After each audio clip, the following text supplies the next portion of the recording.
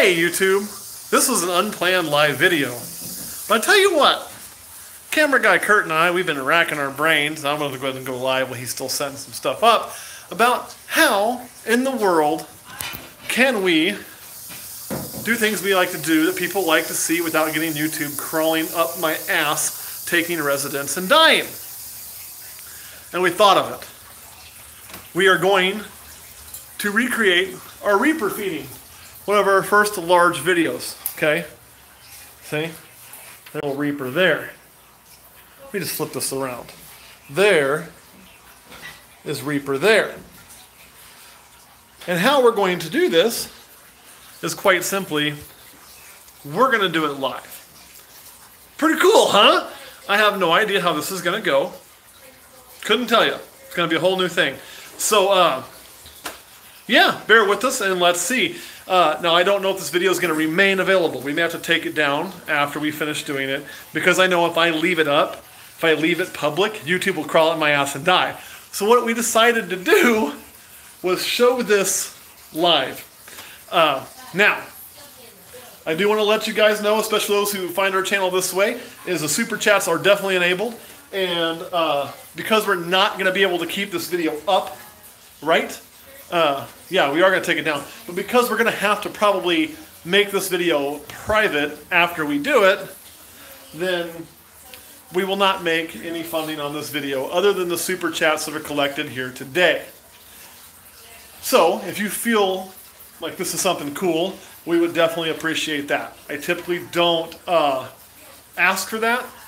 We're going to ask for it today because it's the only way we can do this video and have it be at all beneficial to us without getting completely screwed by YouTube. So if we're able to do this and we're able to get super chats, so we'll keep doing it more often, and we'll just make these videos, you know, semi-profitable to us by the super chats as opposed to the advertising from YouTube. And this is our way that we can do what we want, right? And then you guys can actually see something. There's the first one rolling in. Thank you, Balls of Paradise. That's what we're talking about. So please keep that up, guys.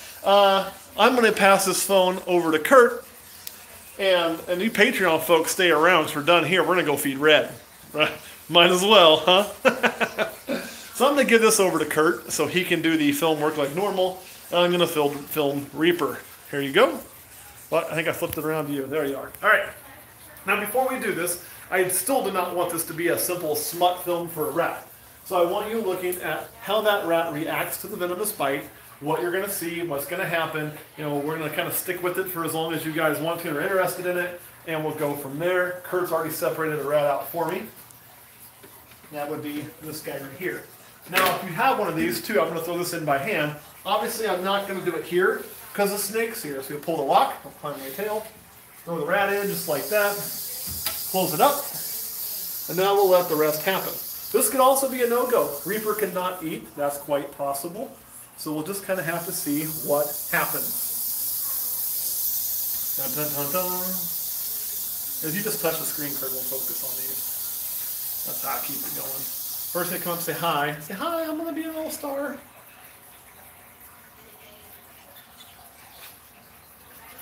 I do. I only have 2 in the house. Okay, here we go. Oh, maybe. Maybe.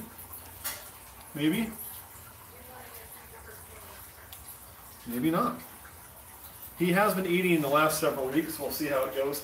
If he doesn't take this, then we'll simply try a different one to get something on here for you. But hopefully we're going to do 2, one here and one on Patreon. And this is the one problem with doing these live is we don't know how long it'll take or what we're going to get. Typically after a few minutes in the cage, he will turn around and pop that thing.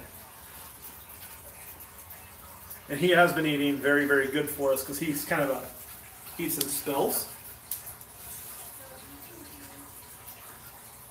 One nice thing about doing live with rattlesnakes is you have to worry about like ball pythons. They're not going to sit there and chew up that rattlesnake. If that rat were to put teeth into that snake once, that snake would turn and likely defend itself like it would from you or me, and that would be the end of that. But you hopefully get a bite for feed purposes and not defense purposes. Because the defense purpose, sometimes they'll eat those, sometimes they won't. Never fun when they don't eat.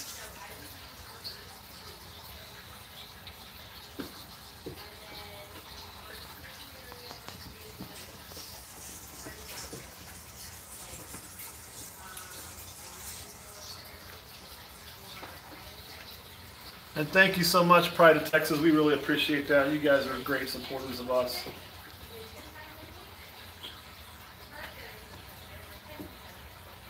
Come on, Reaper. Do your thing. What's that? Might have to go do red.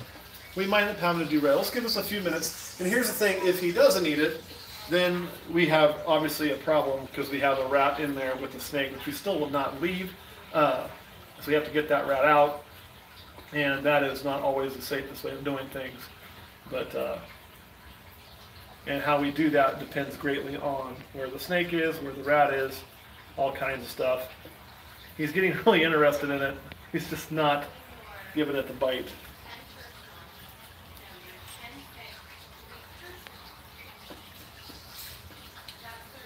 Alright, we're going to try one other thing here, guys. And that is we're going to try to change the color. Well, actually, we're going to let him go around the backside first. If we make it more of a nocturnal color for him, we might get somewhat lucky. Okay, Google, turn the Reaper to blue. Sure, changing the Reaper to blue. Still showing up in there? Yeah, pretty decent. And okay, Google, turn the downstairs to blue. Sure, changing 5 lights to blue. Oh, I forgot you got the one big spotlight. Yes, this isn't happening. Okay, Google, turn the Reaper back to pink. Sorry, I'm not sure how to help with that yet. Change the downstairs to white. You got it, changing 5 lights to white. Change the Reaper to pink. You got it, changing the Reaper to pink. Alright guys, we did promise you a rattlesnake feeding. So what we're going to do is we're going to walk away from him, see if he'll eat when we're gone and we're shy, which that wouldn't be any fun for you. We're going to take a different rodent and we're going to go see red. So I will just pick another one. Down here, Matt. Down here. In that other In thing. this big box that I hate. What in the world?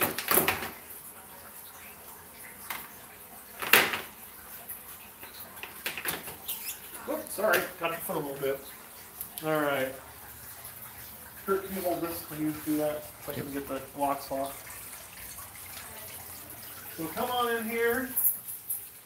We'll get this a nice color for you too. And this one's left a little bit of a streak on the cage wall, but I do not think she's going to disappoint you when it comes time to do this business, assuming I can find the right key.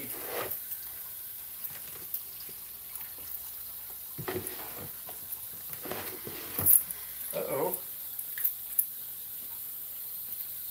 I can't find the right key.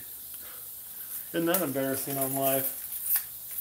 What's happening when you redo your keys? But keep an eye on her, talk about her. I'll be right back. I'm gonna go search for keys.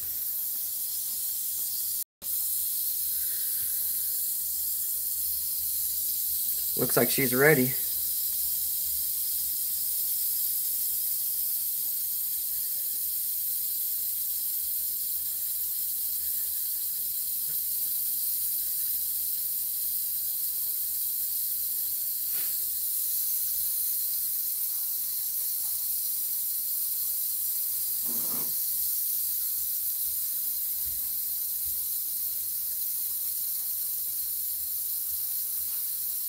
Alright, now I have the right key.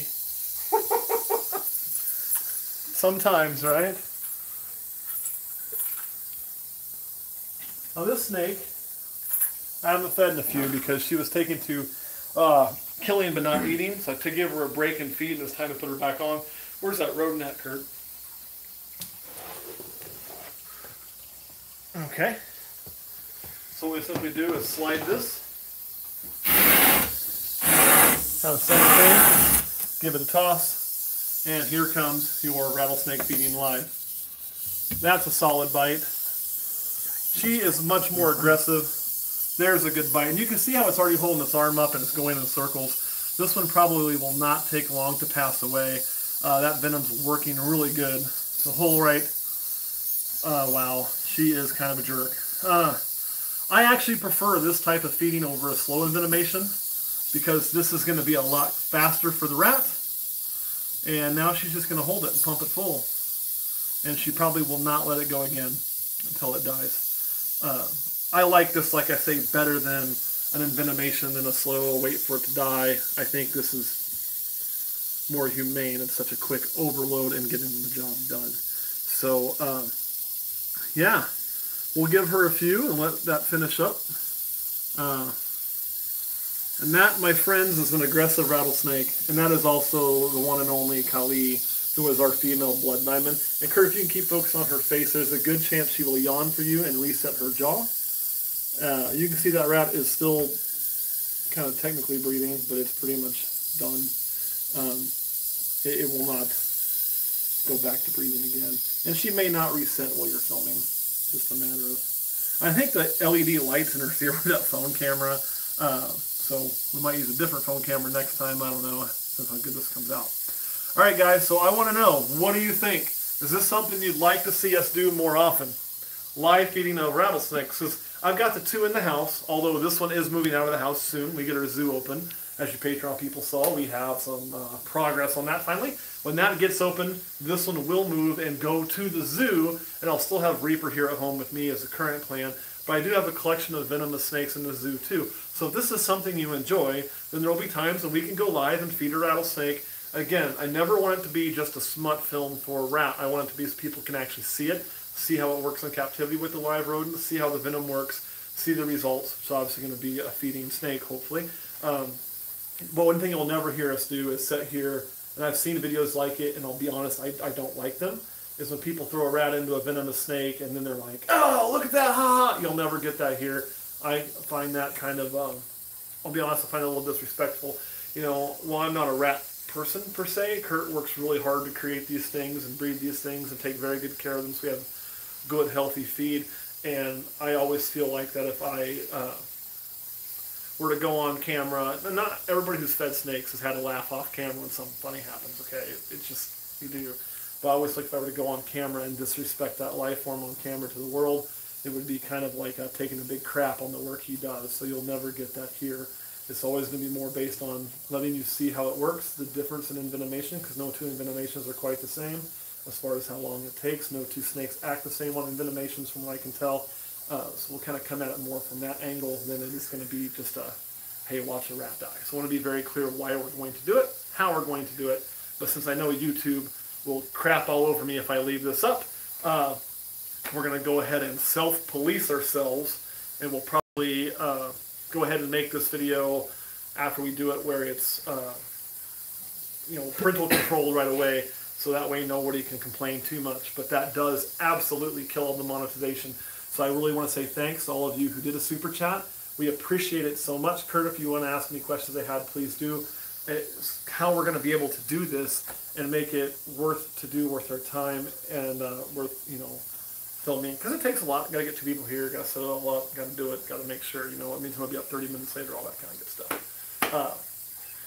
So anything you want to add, Kurt?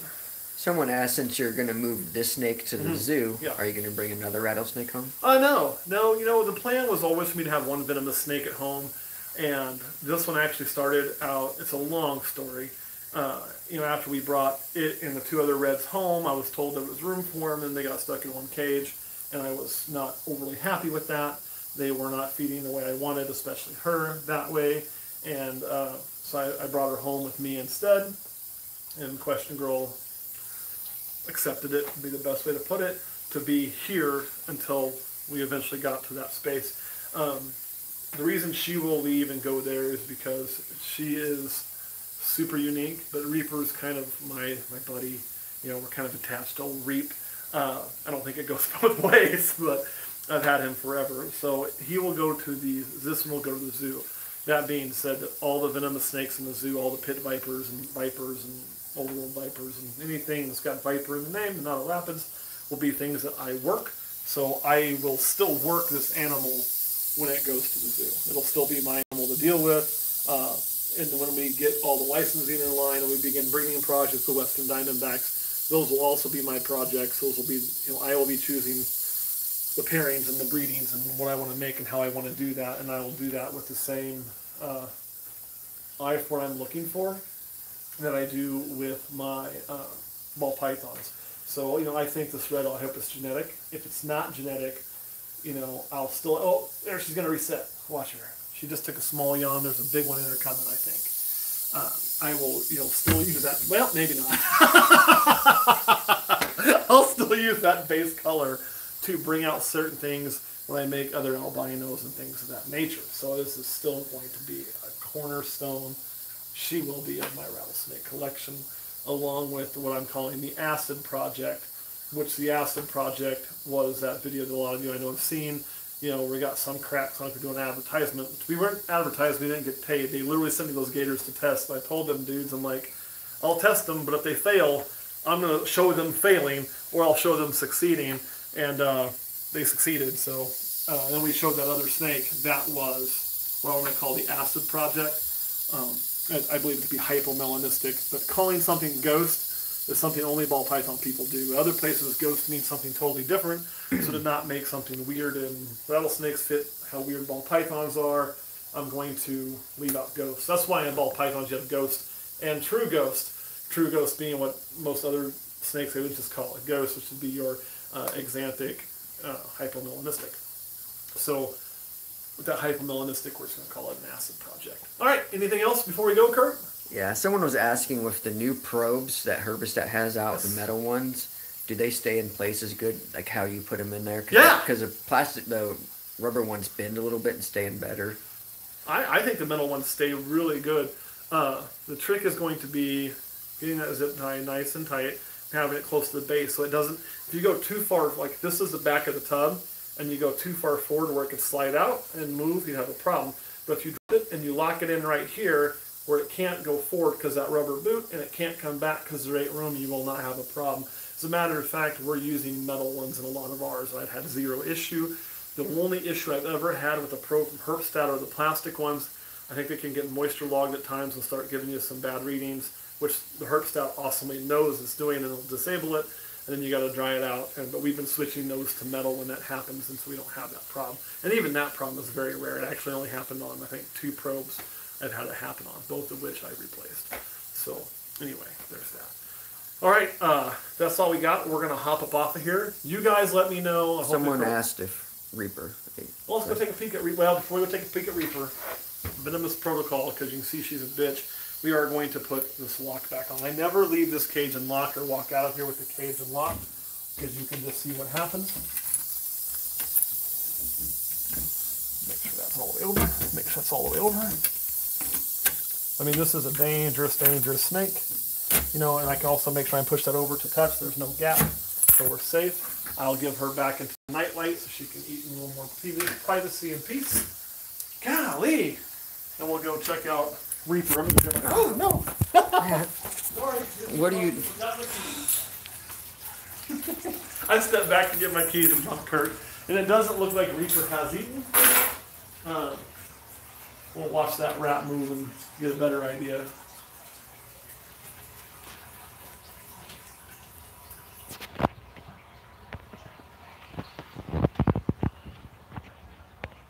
No. So what we'll do is we'll let that go without us in here.